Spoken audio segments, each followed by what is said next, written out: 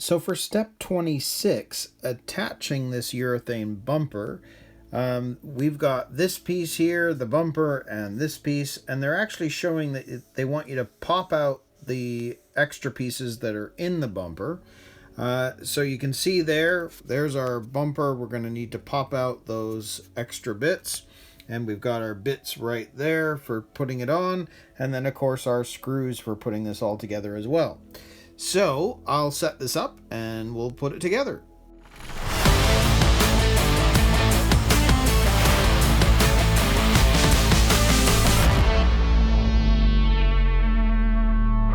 So first off, let's put this together. So you can see that the way that this is shaped, it goes that way. And you can see that that is going to fit into the top of the urethane bumper just like that, so it fits over it and of course sticks out at the other end. And then on this side you can see, just in terms of the shaping, that it's going to go that way, which means that those two that came in from the top are actually attaching basically just like that. And you can feel that that kind of clicks into place. I'm holding it, but you can see that the holes are designed to fit into there. So it actually kind of just pops into place. So now, once those two pieces are together, you can see that on the top, if we go back to this, the screws need to go here on the inside hole. And I'll put the other side in as well here.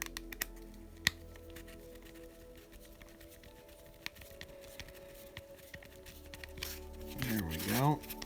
And so that's going to screw down and be attached. And remember, this is the soft plastic. Both these parts came off the T parts tree. So you don't want to over tighten because you'll end up stripping something out. So just going to do one extra turn on either side, and that's good. I'm happy with that. So that's what it looks like when that part's done. And of course they're showing that they want you to pop out these pieces that were inside the bumper, which is different. So I'll pull, pull, pull, and there's one more. There we go. So there's the bits. Oops, there we go. So that's what it'll look like. Not sure why you do that, but it's done. So then we've got two more screws, the MA3s, coming in from the bottom. And on the bottom, they're showing that these should go in to the outer holes. So we'll screw that in from the bottom there.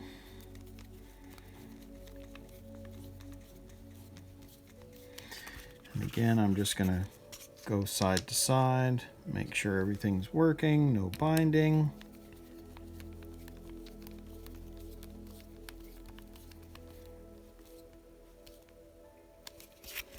And again, don't over tighten because we're going into the soft plastic. So I just, once it feels like it's tight, I do one little extra turn on either side and you know they'll be fine. There we go. So ultimately that is what the bumper is going to look like. So the only thing left to do is we've got to attach the bumper to the front.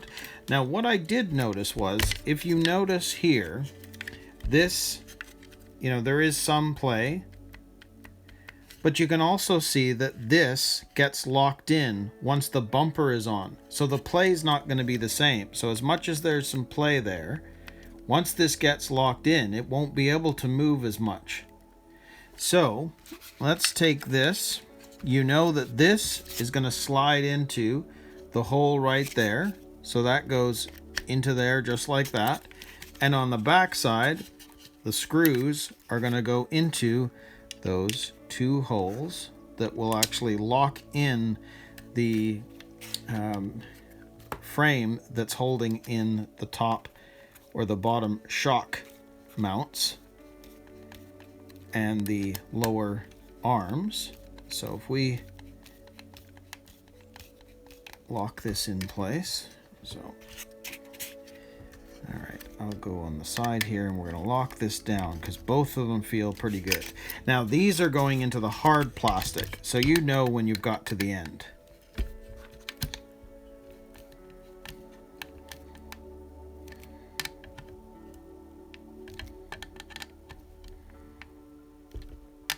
I'm just doing some extra tightening there, but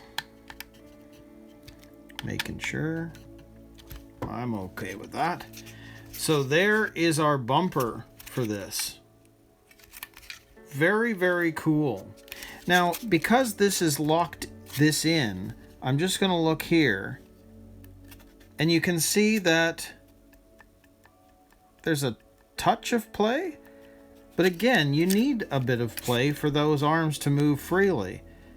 So I'm not worried about it. So again, I don't know what the big deal is at the moment. I mean, maybe as we build this, it'll, you know, more parts are added, the wheels, the tires, you start to see something. But at the moment, there's nothing here that is worrying me about the play. So this slop that everybody's talking about, I don't get. I don't understand it. So we'll see as we go along. So there we go. There is step 26. I'm good with that. So we're going to move on to step 27, and this is where we're going to attach both halves of the car together.